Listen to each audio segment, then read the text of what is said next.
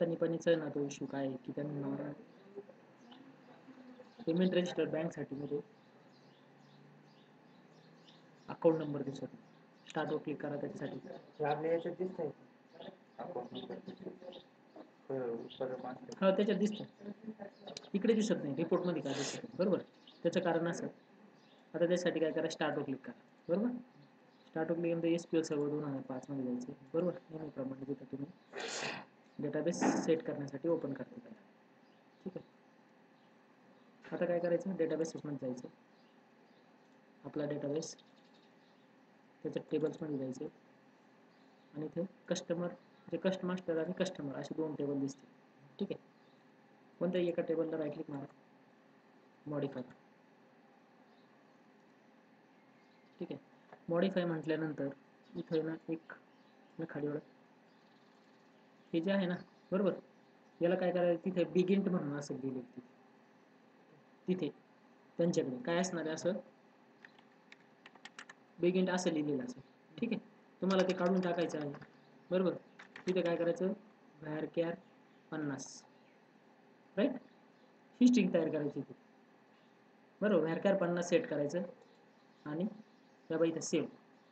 बरोबर, save customer master म्हणा, yes म्हणा. ठीक आहे, सेव्ह झालं. ठीक आहे, त्याचप्रमाणे काय करायचं आहे तुम्हाला आणखी, हा बंद करून टाका. पुन्हा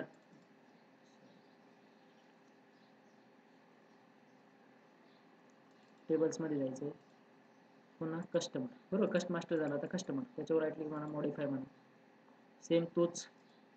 बरोबर, तिथे बिगिंट असेल n varchar करा किंवा varchar करा, किती 50. बरोबर, n varchar म्हणजे varchar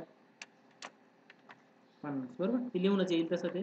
ठीक आहे, आणि सेव्ह म्हणा, यस, जे काय येईल ते सेव्ह करा. बरोबर, सेव्ह झालं, त्याला बंद करून टाका.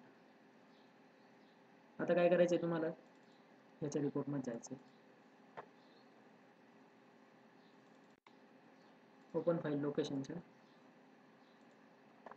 रिपोर्टला, रिपोर्ट्स नावाचं फोल्डर, मिल्क रिपोर्ट. ठीक आहे, इथं पण पेमेंट रजिस्टर, बँक वाईज आणि बँक. बरोबर, या दोन याच्यामध्ये आपल्याला ते पाहिजे की त्याच्यामध्ये बरोबर आहे ते की नाही. राईट क्लिक मारा आणि त्याला ओपन करा, 2 वेळेस क्लिक करा. तिथं हे बँक नंबर आला. बरोबर, तिथं काय झालं पाहिजे, तो स्ट्रिंगच आला पाहिजे. बरोबर, वाटतं केलं नाही का, स्ट्रिंग आला पाहिजे. हाय का नाही एकदा चेक करून. जर इंटिजर असेल तर त्याला काय करायचं, डिलीट करायचं, किंवा तिथे काय म्हणायचं, व्हेरीफाय डेटाबेस म्हणा.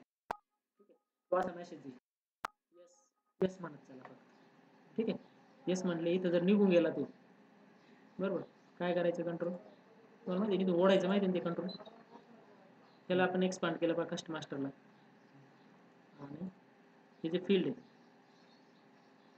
कस्ट अकाउंट कोड याचं बदलवलं होतं ना, हे असं ड्रॅग करून त्याच्या खाली ह्या लाईनमध्ये टाकायचं, डिटेलवाल्या लाईनमध्ये तिथं असं पेस्ट करायचं. बरोबर, आणि याची विथ त्याचं सेटअप करून टाकायचं, त्याच्या लाईनच्या लाईनमध्ये टाकलं पाहिजे. एवढं करायचं आणि सेव्ह म्हणायचं. बरोबर, सेव्ह झालं, त्याला बंद करा. सेम बँक वाईज जाईल तसंच करायचं. ठीक आहे, पहिलावाला कंट्रोल काढून टाकायचा. बरोबर, आणि दुसरावाला काय करायचं, इथे त्याच्या जागी जिथं होता तो तिथे कीबोर्डचं नाव काढून टाकायचं, खालचं नाव तेवढंच ठेवायचं असतं आणि सेव्ह करायचं, बाकी काहीच करायचं नाही.